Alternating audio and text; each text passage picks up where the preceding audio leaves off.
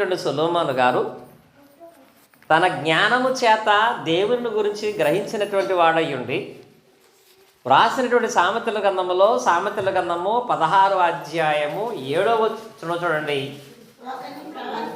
ఒకని ప్రవర్తన యెహోవాకు ప్రీతికరమగునప్పుడు ఆయన వాని శత్రువును సహా ఆయనకి మిత్రులుగా చేయును. అంటే ఇప్పుడు దేవునికి ఏది ప్రీతికరం అవ్వాలంట? ప్రవర్తన. ఒకని ప్రవర్తన దేవునికి ఇష్టమైతే ఆయన ఏం చేస్తాడంట? ఏం చేస్తాడు? వాని శత్రువులు సహా మిత్రులుగా చేస్తాడు. ఇక్కడ చూడండి, నీ ప్రవర్తన దేవునికి ఇష్టమైతే ఆయన ఏం చేస్తానంటున్నాడు? నీ శత్రువులను కూడా నీకు మిత్రులుగా చేస్తాడు. శత్రువు అంటే ఎవరు? శత్రువు అనగానే మన మీద విరోధంగా ఉండి మనతో రోజు దెబ్బలాడేవాడే మన శత్రువు అనుకుంటాం. శత్రువు అనే పదం యొక్క అర్థం ఏంటంటే నిన్ను బాధ పెట్టుతున్నటువంటి ప్రతీది నీకు శత్రువే.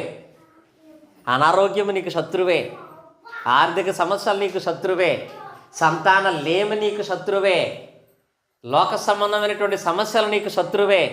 ఇవన్నీ నీకు శత్రువులే.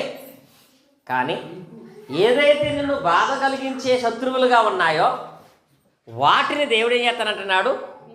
మిత్రులుగా చేస్తాననే మాట అక్కడ రాయబడింది. ఎప్పుడు నీ ప్రవర్తన దేవునికి ప్రీతికరమైనప్పుడు, అనగా మీరు చేసినటువంటి సేవ ప్రధానంగా ఆయనకి ప్రీతికరమైనప్పుడు శత్రువులు సహాయతరైన మిత్రులుగా చేస్తాడు.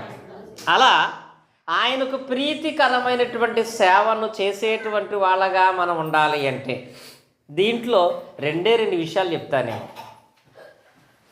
రెండు విషయాలు.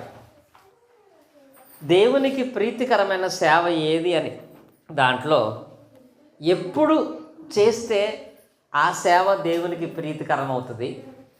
రెండోది, ఎలా చేస్తే ఆ సేవ దేవునికి ప్రీతికరం అవుతుంది. రెండు విషయాలు. ఎప్పుడు చేయాలి, ఎలా చేయాలి అనేది మనకు తెలియాలి. ఇది చాలా ప్రాముఖ్యమైందండి. ఎప్పుడు చేయాలి అనేది ప్రధానంగా మనం తెలుసుకోవాలి. ఇప్పుడు ఉదాహరణకి మీకు అర్థమయ్యే భాషలో చెప్పాలంటే మీ అందరికీ తెలుసు, పాలల్లో తోడు ఎప్పుడు వేయాలో అప్పుడే వేయాలి కదా, పొలంలో విత్తనం ఎప్పుడు వేయాలో అప్పుడే వేయాలి కదా. మా ఏరియాలో అంత చెరువులో చేపలు ఎప్పుడు వేయాలో అప్పుడే వేయాలి. ఎప్పుడో అప్పుడే వేయకపోతే నువ్వు అనుకున్న దానివల్ల ప్రయోజనం రాకపోగా దానివల్ల ఇబ్బంది పడాల్సి వస్తుంది కదా. అలాగే అంతకంటే శ్రేష్టమైనటువంటి మన శత్రువులను కూడా మనకు మిత్రులుగా చేసేటువంటి, మన ఇష్టాలన్నీ నెరవేర్చేటువంటి దేవుని సేవ చేసేటప్పుడు కూడా ఆ సేవకుడు ఎలా చేయాలి తెలుసా? దేవునికి ప్రీతికరమైనటువంటి సేవను చేయాలి. అలా సేవ చేయాలంటే ఆ సేవ ఎప్పుడు చేస్తే ఆయనకి ప్రీతికరం అవుద్ది అనే దాంట్లో మీకు ప్రధానంగా 3 విషయాలు చెప్తాను. ఆ మూడింటిని బట్టి దేవునికి ప్రీతికరమైన సేవ ఏదైతే అంగీకరిస్తాడో మీరు చెప్పగలగాలి. 3 విషయాలు. ఎప్పుడు చేయాలంటే రాసుకునే వాళ్ళు రాసుకోవచ్చు, చెప్తున్నటువంటి వాళ్ళు గుర్తుంచుకోండి. 3 విషయాలు ఏంటంటే, సరే ఇంకొక బాటిల్ ఒకటి అండి. 3 విషయాలు ఏంటంటే, ఒకటి చెప్తున్నాను. ఇక్కడ 3 బాటిళ్ళు ఉన్నాయి. 1 దైవ కృప, 2 నిశ్చలమైన రాజ్యము, 3 దేవుని సేవ. 3 ఉన్నాయి. దైవ కృప, నిశ్చలమైన రాజ్యము, దేవుని సేవ. దైవ కృప, నిశ్చలమైన రాజ్యము, దేవుని సేవ. ఇప్పుడు ఈ మూడింటిలో ఏది ఫస్ట్, ఏది సెకండ్, ఏది థర్డ్? మళ్ళీ చెప్పనా?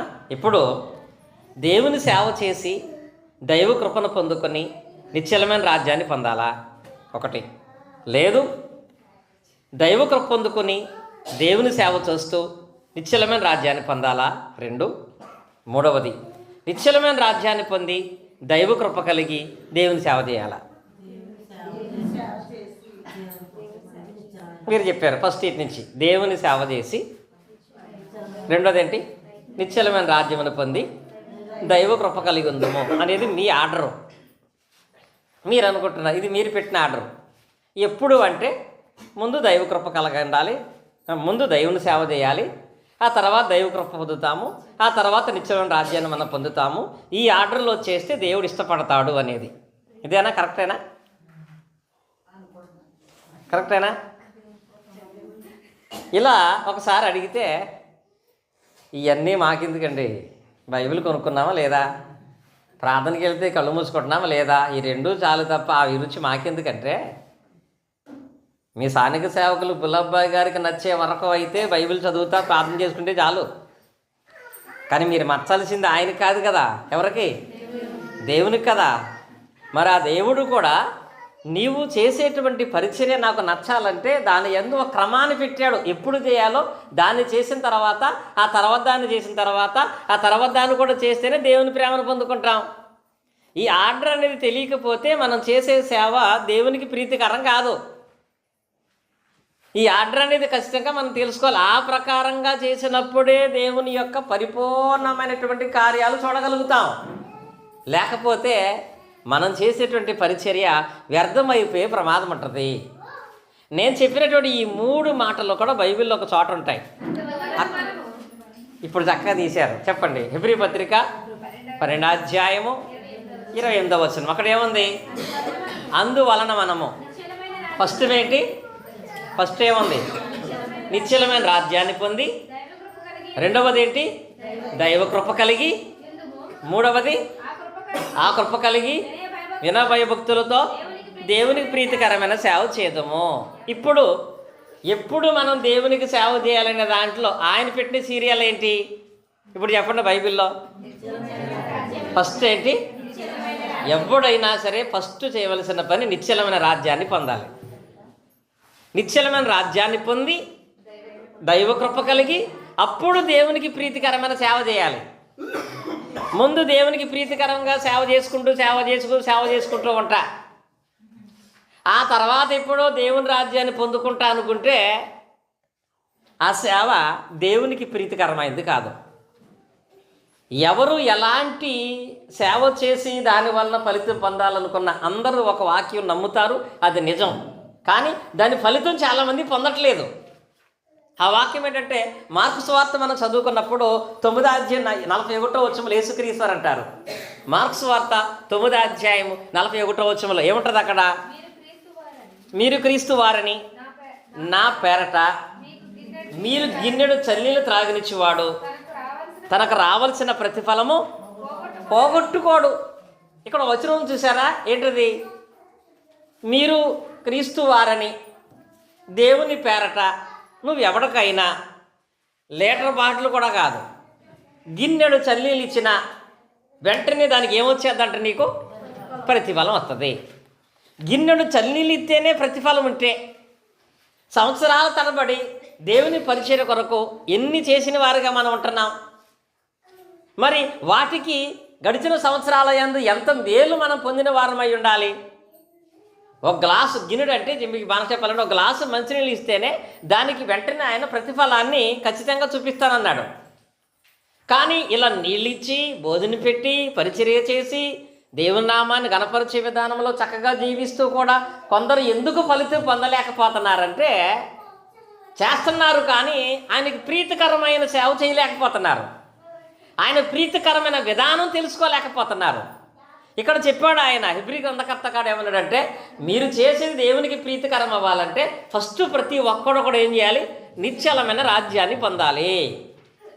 మొట్టమొదట నిన్ను దేవుడు ఇష్టపడాలంటే, నిన్ను దేవుడు ఆశీర్వదించాలి అంటే నీ వ్యక్తిగత సమస్యల కంటే, నీ ఆర్థిక సమస్యల కంటే, నీకున్నటువంటి ప్రతి బంధకాల కంటే కూడా ఫస్ట్ నువ్వు దేవుని గురించి ఆలోచించాలంటే నిశ్చలమైన రాజ్యం అనే దాని గురించి ఆలోచించి ముందు దాన్ని పొందమన్నాడు.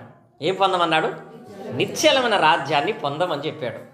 చివరికి ప్రార్థన యందు కూడా యేసుక్రీస్తు వారు ఒక ప్రార్థన చేశారు. అందరూ ఆ ప్రార్థనకి ఏమని పేరు పెట్టారు? పరలోక ప్రార్థన అని పేరెట్టారు.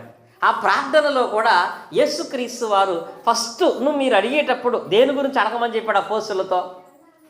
మత్తయి 6:9 అందరికి తెలుసు కదా, ఏంటది? పరలోకమందున్న మా తండ్రి, నీ నామ పరిశుద్ధపరచబడును గాక, నీ చిత్తం పరలోకం నెరవేరు భూమి మీద నెరవేరును గాక. అక్కడికి అయిపోయిన తర్వాత ఏం అడగమన్నాడు? ఏమొచ్చును గాక? ఆరోగ్యం వచ్చిన గాక, ఐశ్వర్యం వచ్చిన గాక అని అనలేదండి. మీరు మీకు కావలసిన వాటికంటే ముందు ఏం అడగాలంటే ప్రార్థనలో కూడా నీ రాజ్యం వచ్చును గాక అని అడగండి. రాజ్యాన్ని అడగండి ఫస్ట్. ప్రార్థనలో నీకున్న అవసరాలన్నిటికంటే కూడా రాజ్యం అవసరమైంది కనుక నీ రాజ్యం వచ్చును గాక అని యేసుక్రీస్తు వారు కూడా మొట్టమొదట రాజ్యం కోసమే ప్రార్థన చేయమన్నాడు.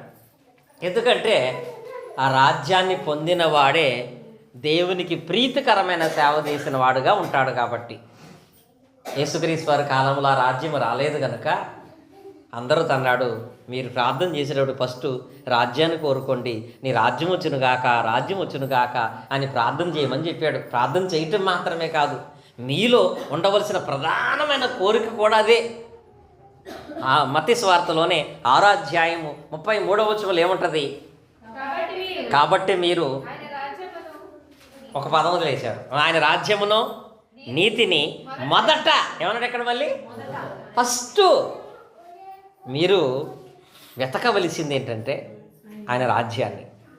మీరు ప్రార్థనలో ఫస్ట్ కోరుకోవలసింది ఏంటంటే ఆయన రాజ్యాన్ని. ఇది మొదట. ఎందుకంటే ఆయన మిమ్మల్ని ఇష్టపడటానికి ఆయన మిమ్మల్ని మీలో చూసే మొట్టమొదటిది వీడు రాజ్యాన్ని పొందాడా లేదనేది చూస్తాడు. క్రీస్తు వారి కాలంలో ఆ రాజ్యం రాలేదు కాబట్టి అని అన్నాడు, మీరు దేవుని కృపను పొందాలన్నా, మీరు చేసే సేవానికి ప్రీతికరంగా ఉండాలన్నా మీరు రాజ్యాన్ని కోరుకోండి. ఫస్ట్ మీరు రాజ్యాన్ని వెతకండి. మొదట ఆయన రాజ్యాన్ని నీతిని వెతకండి, అప్పుడు అవన్నీ అంటాడు. అవన్నీ అంటే ఏంటవి? అప్పుడు అవన్నీ అంటే పైన ఉంటుందండి, ఏం తిందామా, ఏం తాగుదామా, ఏం ధరించుకుందామని మీరు బాధపడతారమ్మా. ఆకలి మీకే వేస్తుందని మీకు మాత్రమే కాదు, మీకు ఆకలి వేస్తుందని దేవుడు తెలీదా? వస్త్రాలు అవసరమని దేవునికి తెలీదా? కనుక మీకు ఏం అవసరమో దేవునికి తెలుసు.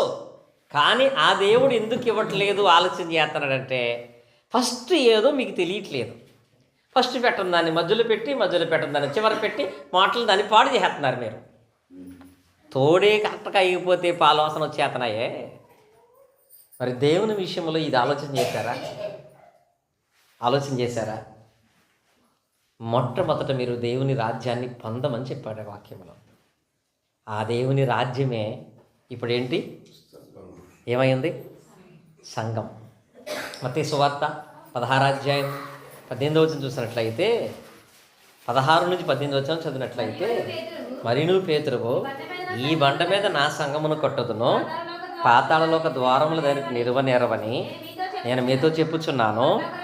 పరలోక రాజ్యం యొక్క తాళపు చెవులు అంటే ఇప్పుడు నేను చెప్పిన ఈ మాటను బట్టి మీరు రాజ్యాన్ని పొందటం అంటే, రాజ్యం అనగా అర్థం ఏంటి? సంఘాన్ని మీరు పొందండి. ఏం పొందండి? సంఘాన్ని. ఫస్ట్ మిమ్మల్ని దేవుడు ఇష్టపడాలంటే మీరు సంఘ సభ్యులు అవ్వాలి. రాజ్యం పొందటం అంటే సంఘాన్ని పొందటం. ఆ సంఘాన్ని పొందాలి అంటే ఏం చేయాలి? ఏం చేయాలి? ఇప్పుడు కట్టబడిన మందిరంలోకి రావాలంటే తలుపు తీసుకుని వస్తే సరిపోద్ది. కానీ ఆయన మందిరంలో కాదు, రాజ్యంలోకి రమ్మంటున్నాడు, సంఘములోనికి రమ్మంటున్నాడు. ఆ సంఘములోకి వెళ్ళాలంటే ఏం చేయాలి? ఫస్ట్ ఏం చేయాలి? సంఘంలో ప్రవేశించడానికి ఏం చేస్తున్నాం? 3000 మంది సంఘంలో ప్రవేశించడానికి ఏం చేశారు? బాప్తిసం పొందారు.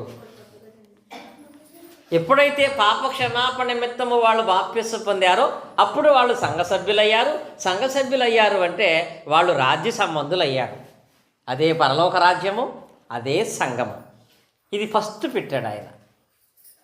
దేవుని కృప నీకు విస్తరించాలన్నా, నీవు చేసే సేవ నాకు ప్రీతికరం కావాలి అన్నా, ప్రతి ఒక్కడు ముందేం చేయాలి? రాజ్యాన్ని, సంఘాన్ని పొందాలి. అనగా బాప్తిసం అనే దాన్ని పొందాలి. ఇది ఆదిమ సంఘం తీసుకుంది. ఆ తర్వాత పౌలు గారు కూడా కొలస్సీకి రాసిన పత్రికలో 1వ అధ్యాయము 13వ వచనంలో ఏం చెప్పాడో చూడండి. కొలస్సీ రాసిన పత్రిక 1వ అధ్యాయం 13వ వచనం. ఆయన మనలను అంధకార సంబంధమైన అధికారముల నుండి విడుదల చేసి తాను ప్రేమించిన కుమారుని యొక్క రాజ్య నివాసులుగా చేసెను. చేశాడా చేస్తాడా? చేసెను అంటే పౌలు గారు అంటున్నాడు, నేను ఆల్రెడీ రాజ్యంలో ఉన్నానయ్యా. కొలస్సీలో సంఘం అంటున్నాడు, మనలందరినీ ఆయన రాజ్య నివాసులుగా చేసేసాడు. అంటే వాళ్ళందరూ బాప్తిసం పొందారు, వాళ్ళందరూ సంఘ సభ్యులయ్యారు. ఆ సంఘమునే ఒక రాజ్యముగా పిలుస్తున్నాడు. మనం అందరము రాజ్య నివాసులం అయ్యామన్నాడు. ఈ రాజ్య నివాసులుగా చేయబడినటువంటి వారికే దేవుని కృప అనేది అర్థమవుద్ది. దేవుని కృపను పొందుకునే అవకాశం ఉంటుంది. చాలామంది దేవుడు నా మీద కృప చూపించాలి అనేదేమో ఎక్కువ కోరుకుంటుంది. ఆయన రాజ్యంలో ప్రవేశించాలి, బాప్తిసం పొందాలనేదేమో ఆ తర్వాత పనిగా పెట్టుకుంటారు చాలామంది. ఆ తర్వాత పనిగా పెట్టుకునే విధానం అనేది ఎలా ఉంటుంది అంటే, మొదట రాజ్యాన్ని పొందిన తర్వాత దైవ కృపను మనం పొందాలి అనేటువంటి ఆ విషయంలో మీకు ఉదాహరణ జ్ఞాపకం చేయాలంటే, ఆదికాండము 6వ అధ్యాయం 8వ వచనంలో ఒక మాట ఉంది. ఇక్కడ దేవుని కృపను పొందబోతున్నటువంటి వ్యక్తి గురించి రాయబడింది. ఆదికాండం 6:8 చదవండి. అయితే నోవాహు యెహోవా దృష్టి యందు కృప పొందెను. ఈ వాక్యములో నోవాహు గారు తెలుసు కదా. నోవాహు గారికి ఎంతమంది పిల్లలు? 3 కుమారులు, 3 కోడళ్ళు. ఎంతమంది భార్యలు? ఒక భార్య కదా. అంటే మీరు గుర్తు చేసుకోవడానికి చెప్తున్నాను.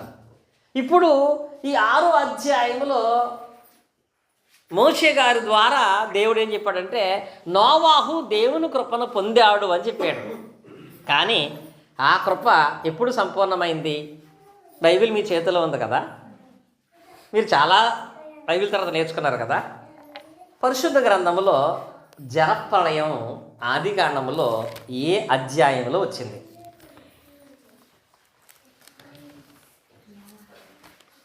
ఏ అధ్యాయంలో, ఏ కాలంలో కాదు, జలప్రళయం అనేది ఆదికాండంలో ఏ అధ్యాయంలో వచ్చింది? ఇప్పుడు ఆలోచించలేదా? జలప్రళయం అనేది 7వ అధ్యాయంలో వచ్చింది, 17వ వచనంలో కదా. జలప్రళయం 7వ అధ్యాయంలో వచ్చింది కదా. మరి నోవాహు దేవుని కృపను పొందెను అనే పదం ఏ అధ్యాయంలో ఉంది అంటే, జలప్రళయం రాకుండగానే నోవాహు రక్షణ పొందకముందే మోషే గారు ఏం చెప్పాడు అంటే, నోవాహు గారు దేవుని కృపను పొందుకున్నాడు అని చెప్పాడు. కానీ ఆ కృప ఎప్పుడు పరిపూర్ణమైందంటే, కృపను పొందుకునేటువంటి మాట అయితే ఉంది, కానీ అది పొందుకోవటానికి నోవాహు ఇమీడియట్గా ఏం చేయాల్సి వచ్చింది? వాడను చేయాల్సి వచ్చింది కదా. వాడను తయారు చేశాడు. చరిత్ర ప్రకారంగా 120 సంవత్సరాలు వాడను తయారు చేశాడు. ఇప్పుడు చాలామంది దేవుని కృప ఇప్పుడు నాకు కావాలి, బాప్తిసం తర్వాత పొందుతా అనేటువంటి వాళ్ళ మాట ఎలా ఉంటుందంటే, ఆ రోజు నోవాహు గనక, అయ్యా ముందు నన్ను ఈ జలప్రళయములో నాశనం అయిపోకుండా కాపాడు, చచ్చిపోయే లోపు వాడ కడతా అంటే ఎలా ఉండేది? ఎలా ఉండేది? నేను చచ్చేలోపు వాడ కట్టే చెత్త. ఈ ఒక్కసారికి జలప్రళయం నుంచి కాపాడమంటే దేవుడు కాపాడతాడా? కాపాడతాడా? కృప పొందాలి అంటే వాడ కట్టాలి, కృపను పొందాలంటే బాప్తిసం పొందాలి. ఇంకొకటి మనం చూద్దాం పని. అదే ఆదికాండంలో 19వ అధ్యాయం 19వ వచనంలో ఇక్కడ ఒక ఆయన కృపను పొందుకున్నాడు. ఆదికాండం 19వ అధ్యాయం 19వ వచనంలో ఎట్లనగా, యెహోవా అబ్రహామును 19 ఇదిగో నీ కటాక్షము నీ దాసుని మీద వచ్చినది, నా ప్రాణం రక్షించుకున్నటకు నీవు నాయుడులో కనపరిచిన నీ కృపను గణపరిచితివి అనే మాట రాయబడింది. ఇక్కడ కూడా దేవుడు ఒక వ్యక్తి మీద కృప చూపించాడు. ఇక్కడ కృప చూపించినటువంటి వ్యక్తి ఎవరో తెలుసా? ఆదికాండం 19వ అధ్యాయం అనగానే మనకు ఎవరు గుర్తు రావాలి? లోతు, అతని కుటుంబం. ఇక్కడ ఈ వాక్య భాగంలో లోతుతో దేవుడు అన్నాడు, నా కృప నీ మీద ఉంది కనుక నా కృపను నువ్వు పొందాలి అంటే నీవు ఈ సొదొమ గొమొర్రా పట్టణాలు ఏం చేయమన్నాడు? ఖాళీ చేసి వెళ్ళిపోమన్నాడు. అక్కడే గనక లోతు గారు, అయ్యా ఈ ఒక నెల ఆగితే ఆడికి 10,000 అప్పిచ్చా, అప్పు తీసేసుకొని ఈ ఒక నెల ఆగితే ఈ పొలం అమ్ముకుని డబ్బులు చేసుకొని ఈ ఒక నెల ఆగితే పశువులను అమ్మేసుకుని జాగ్రత్తగా బయటకు వస్తాను, కానీ తర్వాత ఈ ఒక నెలలోపు లేకపోతే ఒక 6 నెలలలోపు వచ్చేస్తాను, కానీ ఈ లోపు ఈ సొదొమ గొమొర్రా పట్టణాలు కాలిపోతున్నప్పుడు నన్ను కాపాడమంటే దేవుడు కాపాడతాడా? వచ్చే నెలలో నేను ఈ ఊరు ఖాళీ చేస్తాను, కానీ ఈ రోజుకు నువ్వు వచ్చేసేయంటగా చేస్తాడా? అక్కడ ఊరు బయటకు వస్తేనే దేవుడు చూపించిన కృపకు ఫలితం ఉంటుంది. వాడ కడితేనే దేవుడు చూపించే కృపకు ఫలితం ఉంటుంది. రక్షణ పొందితేనే దేవుడు చూపించే కృపకు నీకు ఫలితం ఉంటుంది. ఫస్ట్ అందుకు ఇది పెట్టాడు ఆయన. నిత్యమైన రాజ్యాన్ని పొందావా? రక్షణ పొందావా? ఈ రక్షణ పొందినప్పుడు అప్పుడు దైవ కృప నీ పరిపూర్ణంగా పొందుకుంటావు. రక్షణ పొందుకొని దైవ కృప కలిగి అప్పుడు ఏం చేయమన్నాడు అక్కడ? దేవునికి ప్రీతికరమైన సేవ చేయి. ఈ రెండు చేసిన తర్వాత ఇది చేస్తే దేవుడు ఇప్పుడు నీ ఎడలో చూపించే కృప ఎలా ఉంటుందో తెలుసా? నోవాహుకి ఒక విషయంలో కృప చూపించాడేమో, లోతుకి ఒక విషయంలో కృప చూపించాడేమో. ఇప్పుడు నిశ్చలమైన రాజ్యాన్ని పొంది దైవ కృప కలిగిన వాడుగా నువ్వు సేవ చేసే విధానం నీకు తెలిస్తే, కొరింథీయులకు రాసిన 2వ పత్రిక 9వ అధ్యాయము 8వ వచనంలో ఇప్పుడు మన ఎడల దేవుడు చూపించే కృప ఎలా ఉంటుంది? కొరింథీయులకు రాసిన 2వ పత్రిక 9వ అధ్యాయము 8వ వచనం చూడండి. మరియు అన్నిటి యందు ఎల్లప్పుడూను మీలో మీరు సర్వ సమృద్ధి గలవారై ప్రతి కార్యము చేయుటకు దేవుడు మీ ఎడల సమస్త విధములైన కృపను చూపిస్తాడు. ఇప్పుడు ఆయన కృప ఎలా ఉంటుందంట?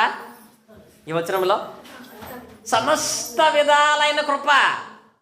అక్కడ ప్రళయం నుంచి మాత్రమే కాపాడే కృప, అగ్నిగంధకాల నుంచి మాత్రమే కాపాడే కృప.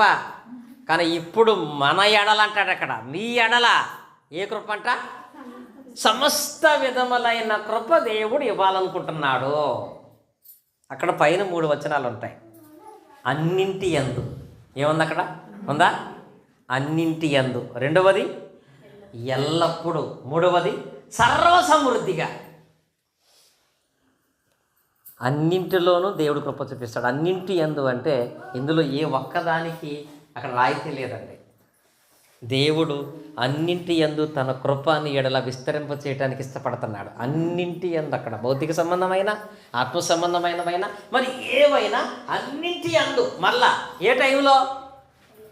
ఎల్లప్పుడూ, ఎప్పుడు, 24/7 ప్రతి విషయంలో. ఎలా ఇస్తాడు? అది కూడా ఆఫా సర్వసమృద్ధిగా తన కృపనిద్దామనుకుంటున్నాడు. మరి వాళ్ళు చేసిన దానికంటే ఇంకెంత బాగా మనం చేయాలి? అన్ని విషయాల్లో నీ కృప చూపిస్తాను, ఎల్లప్పుడూ కృప చూపిస్తాను, అన్నిటి యందు సర్వ సమృద్ధి గల కృపను నీకు చూపిస్తాను అనుకున్నప్పుడు ఆ కృపను పొందటానికి ఎవరు అర్హులంటే, ఎప్పుడు అర్హులంటే, ఒకటి రాజ్యాన్ని పొంది దేవుని కృపను పొందుకొని దేవునికి ప్రీతికరమైన సేవ చేయడానికి వచ్చిన వాళ్ళు మాత్రమే అర్హులు. ఎప్పుడు దేవునికి ప్రీతికరం అవుద్దంటే రాజ్యాన్ని పొంది దేవుని కృపను పొందుకుంటూ దేవుని ప్రీతికరమైన సేవ చేయడానికి ఇక్కడికి వస్తే అప్పుడు నువ్వు అర్హుడివి. ఇది ఒకటి. సరే, ఇక్కడికి వచ్చేసాను కాబట్టి ఇంకా దేవుడు అన్నింటి యందు ఎల్లప్పుడూ సర్వసమృద్ధిని కలగజేస్తాడు అంటే ఇక్కడికి వచ్చిన తర్వాత కూడా మనం చేసే సేవ దేవునికి ఏమై ఉండాలి? ప్రీతికరమై ఉండాలి.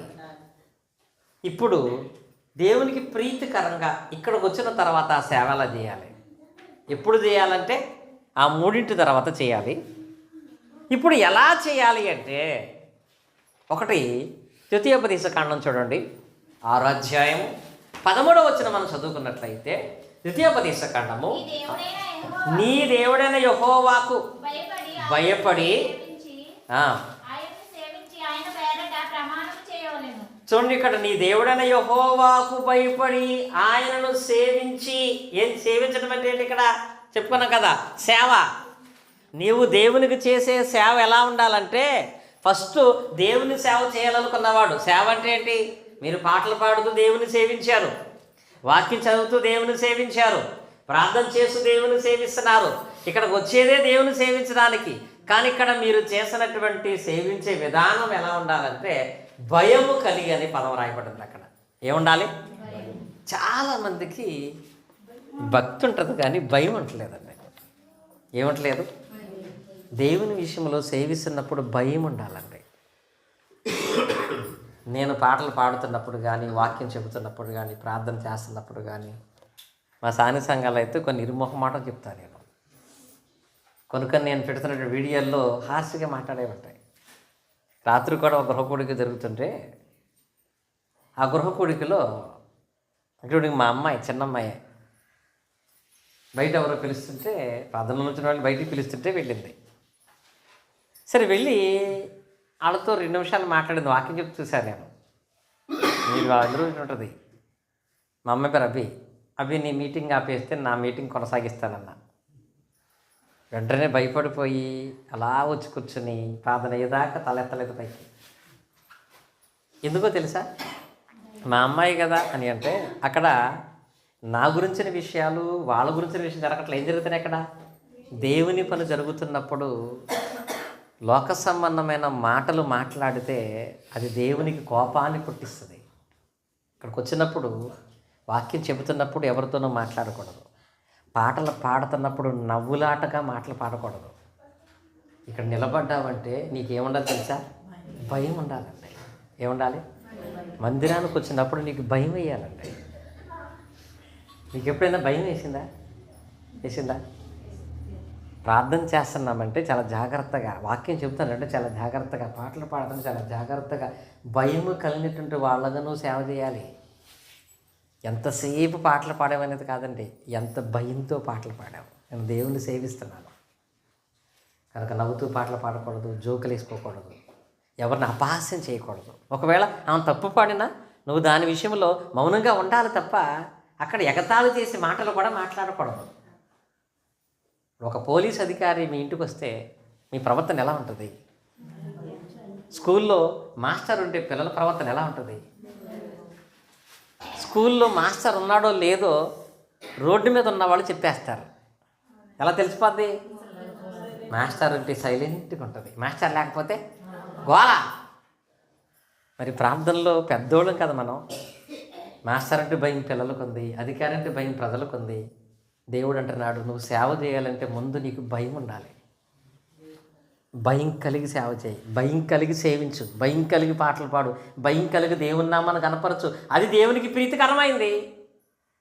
దేవుడు నీతో మాట్లాడుతుంటే నువ్వు ఫోన్ మాట్లాడితే ఎలా ఉంటుంది? భయం ఉందా? దేవుడు నీతో మాట్లాడుతుంటే ఫోన్లో వీడియోలు చేస్తుంటే భయం ఉందా? ఉందండి. మా దగ్గర పిల్లలు ఉన్నారండి.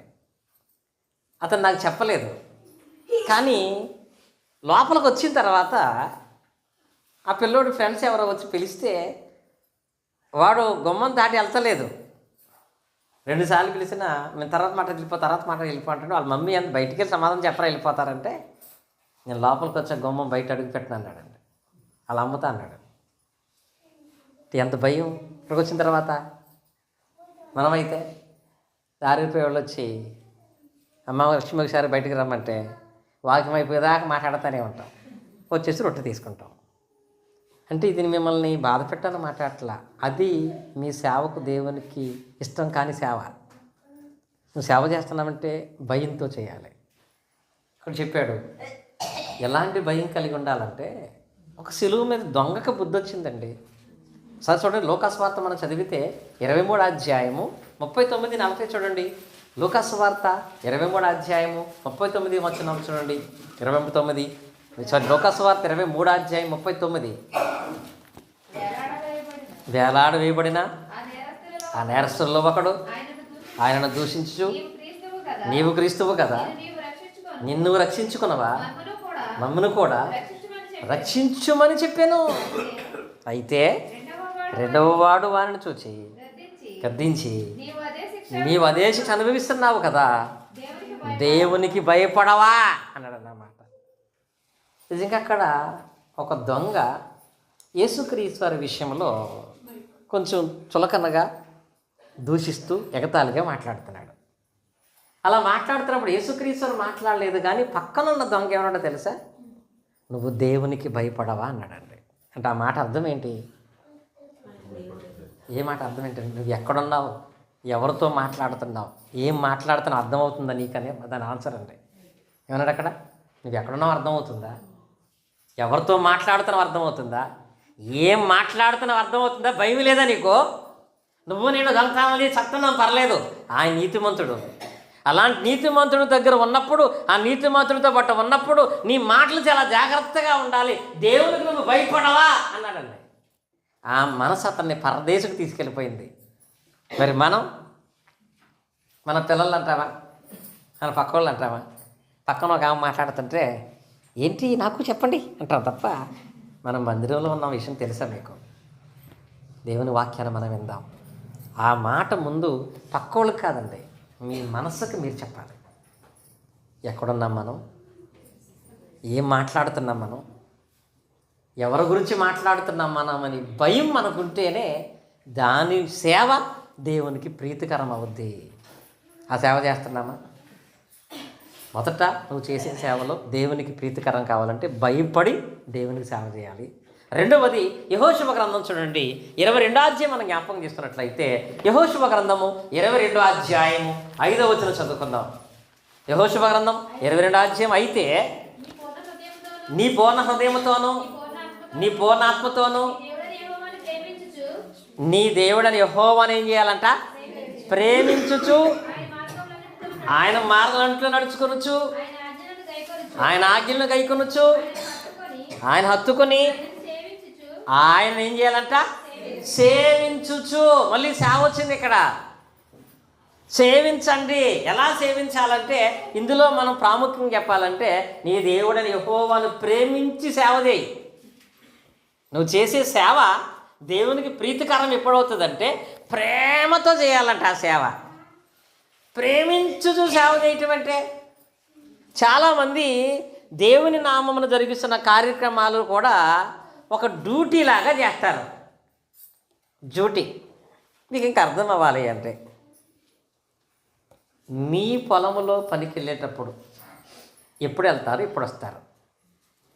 వేరే వాళ్ళ పొలంలో అందరితో పాటు పనికి వెళ్ళేటప్పుడు ఎప్పుడు వెళ్తారు, ఎప్పుడు వస్తారు. వేరే వాళ్ళ పొలంలోకి వెళ్ళేటప్పుడు అందరితో కలిసి వెళ్తావు, అందరితో పాటు వచ్చేస్తావు. నీ పొలం అయితే అందరికంటే ముందు వెళ్ళిపోతావు, అందరికంటే ఆఖరణ వస్తావు. కారణం ఏంటి? నీది అనే దాని మీద నీకు ప్రేమ, నీది కాదు అనే దాని మీద ఒక డ్యూటీ మాత్రమే. మీ దేవుని పరిచర్యలో డ్యూటీ కనపడద్దా, ప్రేమ కనపడద్దా? ఏం కనపడుతుంది? ఇక్కడ దేవుడు అంటున్నాడు, నాకు ప్రీతికరమైన సేవ ప్రేమతో చేసేటువంటి సేవ, ప్రేమతో సేవించువారై ఉండాలి అనే విషయం అక్కడ ఆ లేఖన భాగంలో తెలియజేస్తుంది. ప్రేమతో చేసేటువంటి దాంట్లో క్షమాపణ ఉంటుంది, సహనం ఉంటుంది, ఓర్పు ఉంటుంది, ఆ మాట యందును కూడా సమాధానం ఉంటుందండి. కొంతమంది భార్యాభర్తలు కూడా ప్రేమ లేకపోయినా తప్పదనుకున్నట్లు కలిసి బతుకుతూ ఉంటారు. ప్రేమ లేకుండా కలిసి బ్రతికే వాళ్ళ మాటలు ఎలా ఉంటాయో తెలుసా? ఇప్పుడు ఉదాహరణకి భార్యాభర్త ఇద్దరూ కూడా బాగా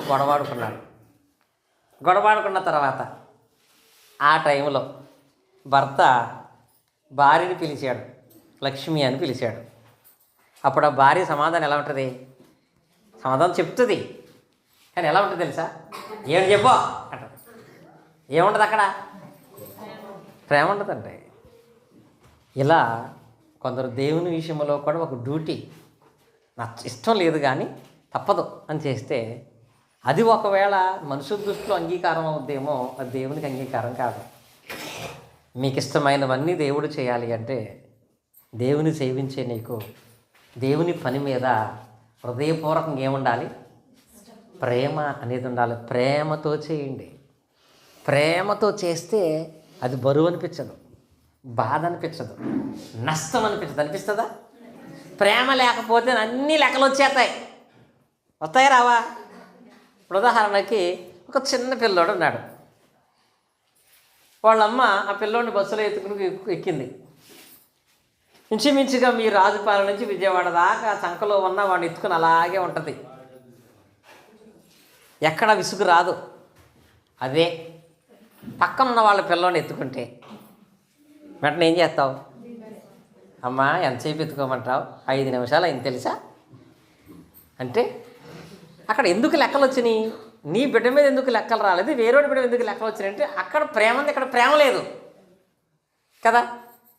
మీరు ఆరాధనకు వచ్చినప్పుడు కానీ, బైబిల్ తరగతికి వచ్చినప్పుడు కానీ గడియారం చూడకుండా ముగింపు ప్రార్థన దాకా ఉన్నది ఎంతమంది అంటారు? దాన్ని చూస్తున్నామంటే ఏమి లేదని, ఏమి లేదు, ఏమి లేదు, మనకి ప్రేమ ఉందా? ఇక దేవుడు కోరుకుంటున్నాడు, తనకు ప్రీతికరమైన సేవ ఏంటంటే నువ్వు చేసే చిన్న పనైనా ప్రేమతో చేయాలి, భారంతోనో బాధతోనో కష్టంతో కాదండి. నువ్వు చేసేటువంటి ఇక్కడ కార్యక్రమం అయినా, బయట చేసే పరిచర్య అయినా, ఇచ్చే సహాయం అయినా ప్రేమతో నువ్వు చేస్తేనే అది ఆయనకి ప్రీతికరం అవుతుంది. ఇది రెండవది. అయితే టైం అవుతుంది కనుక ఇంకా క్లుప్తంగా చెప్తాను నేను. మూడవది ఏంటంటే మనం సేవించే దాని యందు అధికమైన ఫలితము దేవుడు ఇవ్వాలి అంటే మలాకి గ్రంథం చదువుకున్నట్లయితే 3వ అధ్యాయం 10వ వచనం చూడండి. మలాకి గ్రంథం 3వ అధ్యాయం 10వ వచనం. నా మందిరములో ఆహారం ఉన్నట్లు 10వ భాగం అంతయు మీరు నా మందిరములోనికి తీసుకురండి. దీన్ని చేసి నన్ను శోధించిన ఎడల ఆకాశవాక్కులు విప్పి పట్టజాలంత విస్తారమైన దీవెనలు. ఇక రెండవది, దేవునికి ప్రీతికరమైన సేవ ఏంటంటే దేవుని కొరకు నువ్వు ఇచ్చే దాని మీద ఆయన మీద నీకున్న ఇష్టం అనేది కనపడుతుంది. దేవునికి ఇచ్చే విషయంలో ఆయన ప్రేమ అనేది మనకు అర్థం అవ్వాలి అంటే 3 విషయాలు చెప్తాను క్లుప్తంగా. ఒకటి, అసలు దేవుని సేవ చేయడానికి వస్తున్న మనం దేవుని కోసం భోజనాల కొరకే కానీ దేవునికి ఇచ్చే విషయంలో అసలు దేవునికి మనం ఎందుకు ఇవ్వాలి? దేవునికి డబ్బులు ఎందుకు ఇవ్వాలి? దేవుని కానుకలు ఎందుకు ఇవ్వాలి? దేవునికి ఎందుకు ఇవ్వాలి తెలుసా? ఎందుకు ఇవ్వాలి మనం? ఇప్పుడు సహజంగా ఊరికినే ఎవరికైనా డబ్బులు మనం ఎందుకు ఇస్తాం? ఎవరికిస్తాం?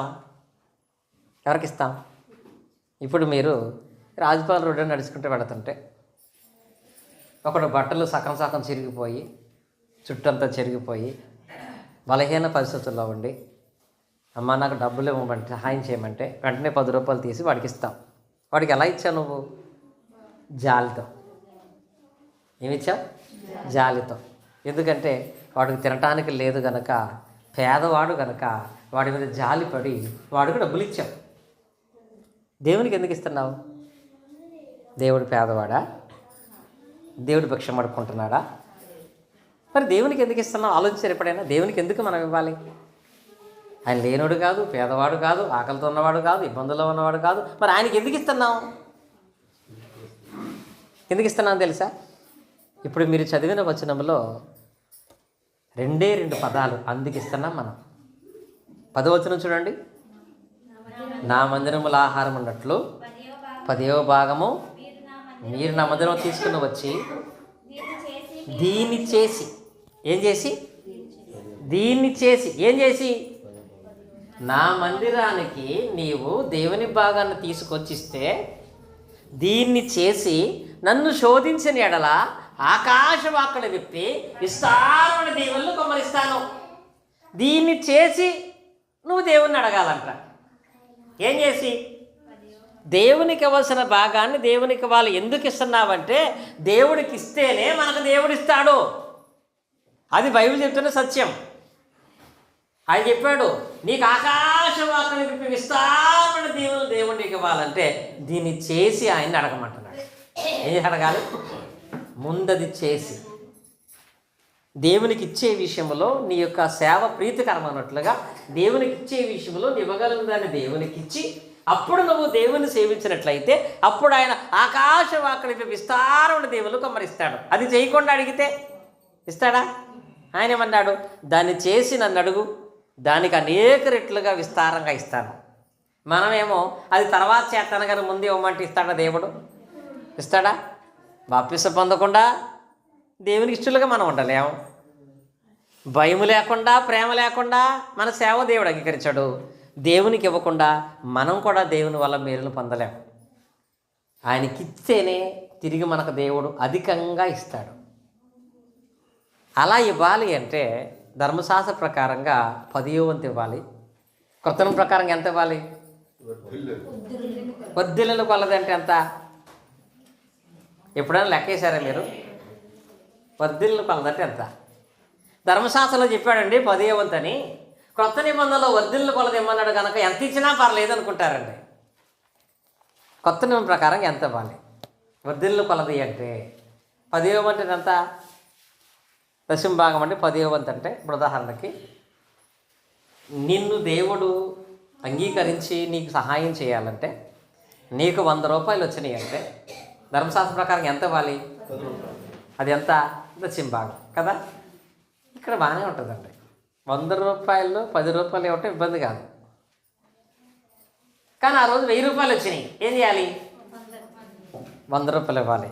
అది కొంచెం కష్టం అయినా సర్లే అనుకుంటాం. సరే, ఆ రోజు నువ్వు పంట పండించావు, 10,000 వచ్చినాయి, అప్పుడేం చేయాలి? 1000 రూపాయలు ఇస్తామా? అక్కడ ఆగిపోతుంది మనకండి.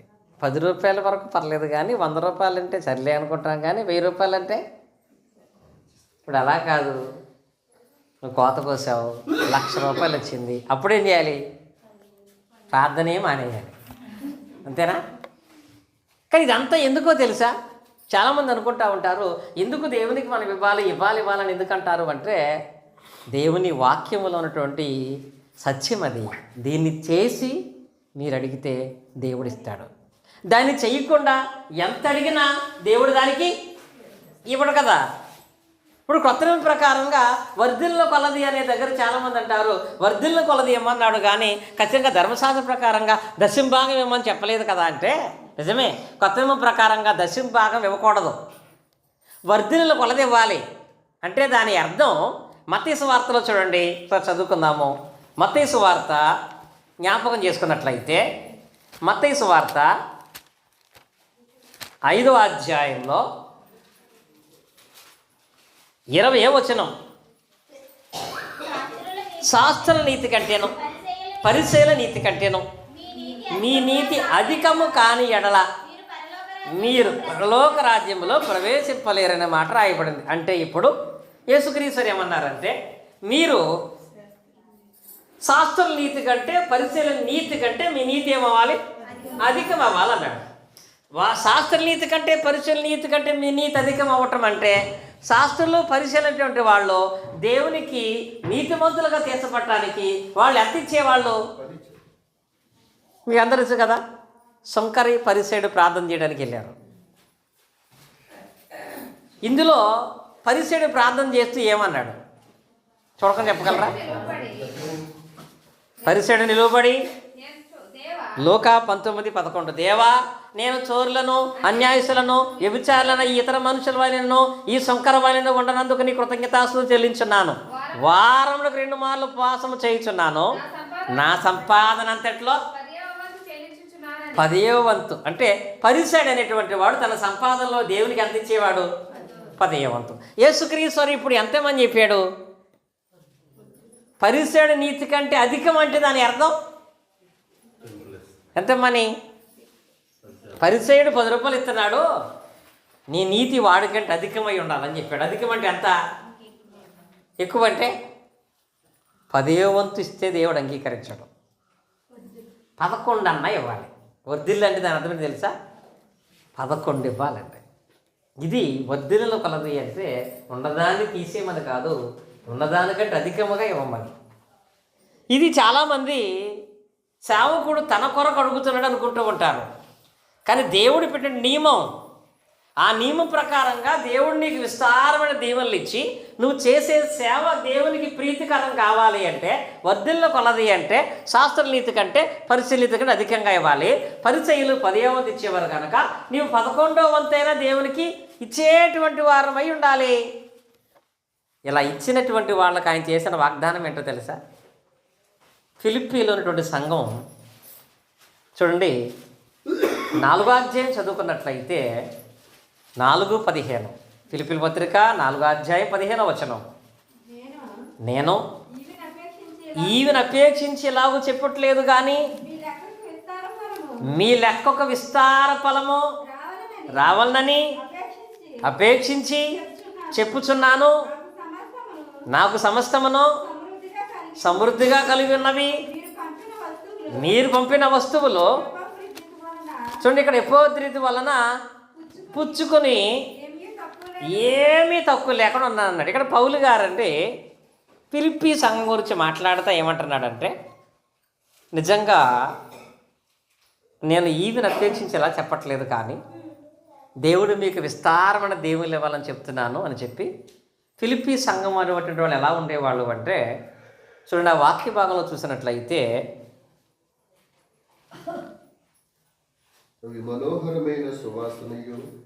చూడండి, ఇక్కడ 15వ వచనం. ఫిలిప్పీలారా, సువార్త నేను బోధింపనారంభించి మాసను వచ్చినప్పుడు ఇచ్చు విషయంలోనూ పుచ్చుకుని విషయంలోనూ మీరు తప్ప ఏ సంఘపు వారు. ఇక్కడ ఆ సంఘం ఎలా ఉండేదంటే, ఇచ్చుకునే విషయంలో కానీ పుచ్చుకునే విషయంలో కానీ వీళ్ళకంటే గొప్పవాళ్ళు ఎవరూ లేరంట. అందుకే దేవుడు ఫిలిప్పీలో ఉన్న సంఘానికి మాత్రమే ప్రత్యేకమైన వాగ్దానం చేశాడు, అందరికీ చేయలేదండి. అది ఫిలిప్పీ సంఘానికి మాత్రమే చేసిన గొప్ప వాగ్దానం.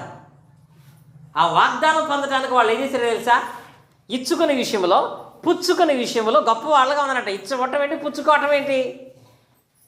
ఇవ్వటం ఏంటి, పుచ్చుకోవటం ఏంటి? ఇచ్చు విషయంలో అంటే దేవుని పరిచర్య కొరకు, సేవకుని కొరకు ఇచ్చే విషయంలో వాళ్ళు ప్రధానంగా ఉన్నారు. పుచ్చుకోవటం ఏంటి? ఈరోజు నిజంగా బిల్లబ్బాయి అంత సంతోషంగా చెప్పారంటే, అమ్మ ఈ తరగతులు ఏదో రకంగా నేనే జరిగిస్తాను అంటే, కొన్ని కుటుంబాలు మేము జరిగిస్తాం, మేము చేస్తాం అంటే ఏం తీసుకున్నారు వాళ్ళు? పరిచర్యను వాళ్ళు ఇది పుచ్చుకోవటం అంటే. పనిని మేము చేస్తాం, సహాయం మేము చేస్తాం. ఇలా ఫిలిప్పీ సంఘం మాత్రమే ఉంది. ఇక్కడ మీ సంఘంలో కొందరు ఉన్నారు పుచ్చుకునే విషయంలో. ఆ పని మేము చేస్తాంలేండి, అది మేము తెస్తాంలేండి, అది మేము ఇస్తాంలేండి. ఈ మనస్సు కలిగినటువంటి ఆ ఫిలిప్పీల విషయంలో పౌలు గారు మాట్లాడతా, పౌలు గారి ద్వారా దేవుడు చేసిన గొప్ప వాగ్దానం ఏంటంటే 19వ వచనం చూడండి.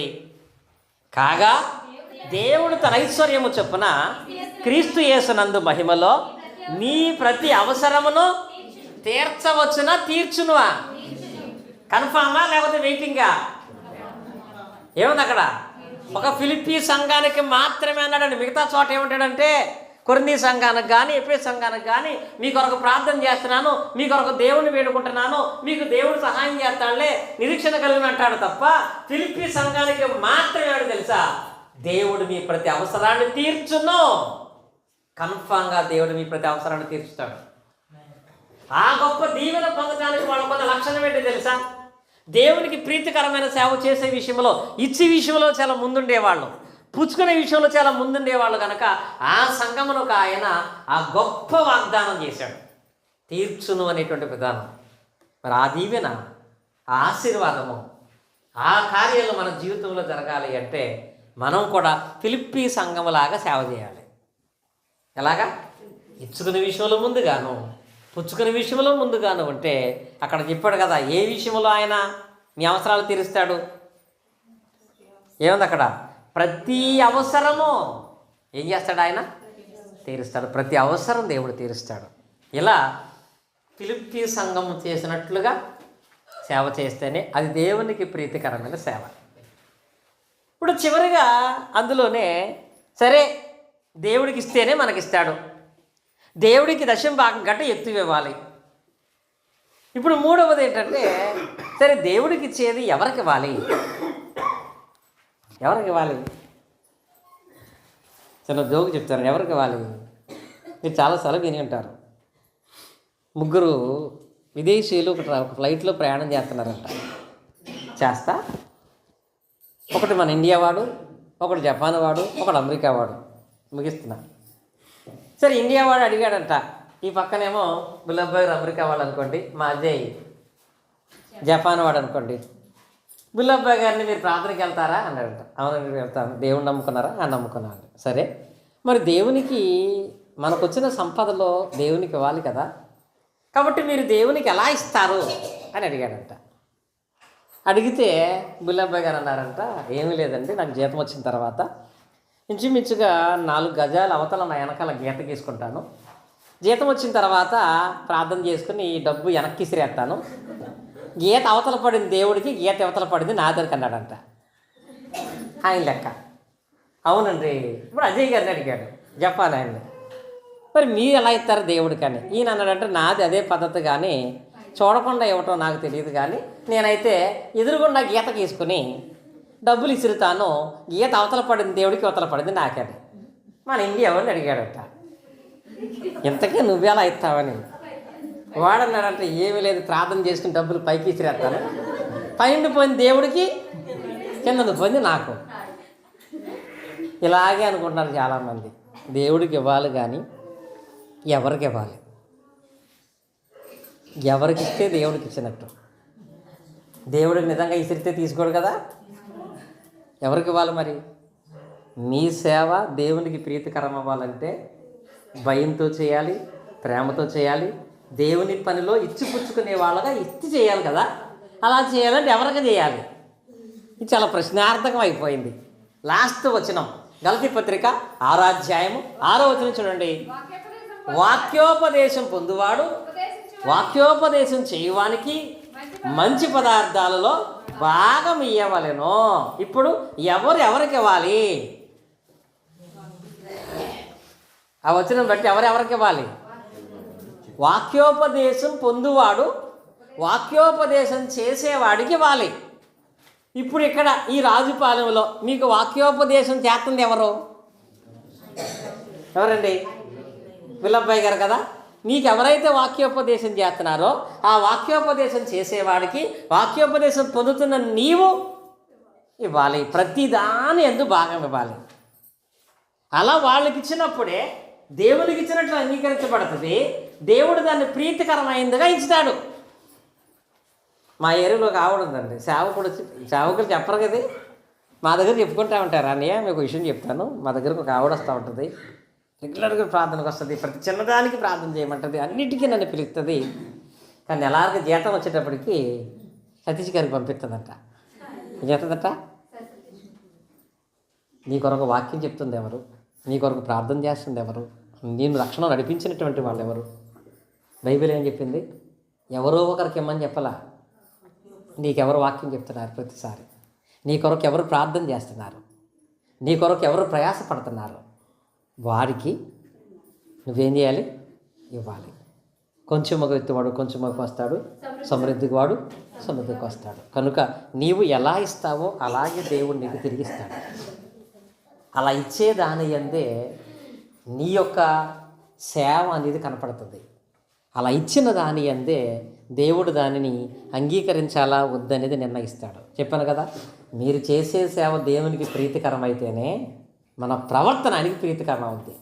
మన ప్రవర్తన ప్రీతికరం అయితేనే మన శత్రువులను కూడా దేవుడు ఏం చేస్తాడు? మిత్రులుగా చేస్తాడు. కనుక అలాంటి దేవునికి ప్రీతికరమైన సేవను మనం చేస్తూ నిశ్చలమైన రాజ్యాన్ని ఇంకెవరైనా పొందకపోతే బాప్తిసం పొంది సంఘ సభ్యులుగా చేయబడి తద్వారా దేవుని కృపను పొందుకుంటూ దేవునికి ప్రీతికరమైన సేవ భయంతోనూ ప్రేమతోనూ దేవుని పరిచర్యలో ఇచ్చిపుచ్చుకునే స్వభావంతోనే మీరు చేయండి. ఫిలిప్పీ సంఘములాగా మీ అందరి ప్రతి అవసరాన్ని దేవుడు తీరుస్తాడు. దేవుడి మాటలు మన హృదయాల్లో ఫలింప చేయనుగాక. ఆమేన్. ఇటు అవకాశం నాకు ఇచ్చినటువంటి సోదరులు బుల్లబ్బాయి గారికి ప్రత్యేక వందనాలు తెలియజేస్తున్నాను.